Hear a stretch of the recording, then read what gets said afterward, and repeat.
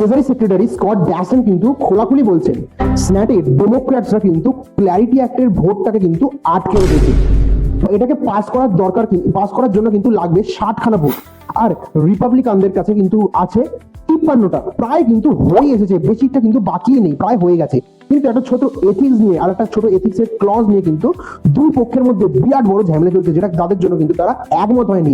আর যত তারা একমত হচ্ছে না, তত কিন্তু বলতে পারেন যে ডেডলাইন 7ই আগস্ট কিন্তু আরো কাছে এগিয়ে আসছে, এবং এসিসি কিন্তু রুল পাস করার জন্য আরো এগিয়ে যাচ্ছে, যে রুলটা কিন্তু খুবই কঠোর হতে চলেছে।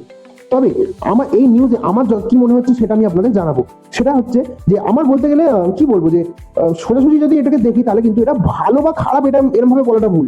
প্রথম কথা যেটা হচ্ছে, শর্ট টার্মে কিন্তু এর যতটা ডিলে বাড়বে ততটা কিন্তু আনসার্টেনিটি তত বেড়ে যাবে, ঠিক আছে।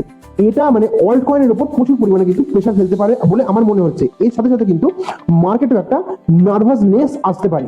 কিন্তু এটাকে যদি আমি আবার লং টার্মে দেখি, তাহলে কিন্তু এই বিলটা শেষমেশ যদি পাস হয়, তাহলে কিন্তু যে ইনস্টিটিউট থেকে ক্রিপ্টোতে টাকা আসে তাদের পথগুলো কিন্তু ক্লিয়ার হয়ে যাবে, ক্রিস্টাল ক্লিয়ার হয়ে যাবে। এটা কিন্তু বলতে পারেন যে একটা পজিটিভ নিউজ, ঠিক আছে।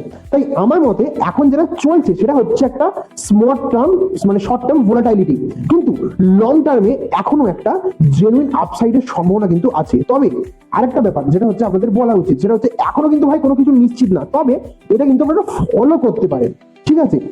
একদিকে শর্ট টার্মের প্রেশার, অন্যদিকে ভাই লং টার্মের জন্য একটা পজিটিভ চিন্তা, ঠিক আছে।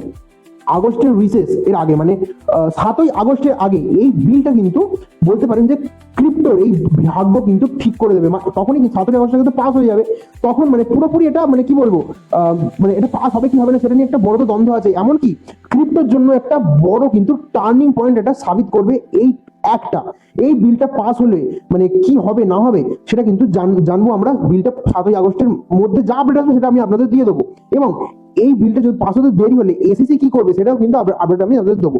তো ফলো করে রাখুন এই ধরনের আপডেট পাওয়ার জন্য। দেখা হচ্ছে পরের ভিডিওতে। টাটা।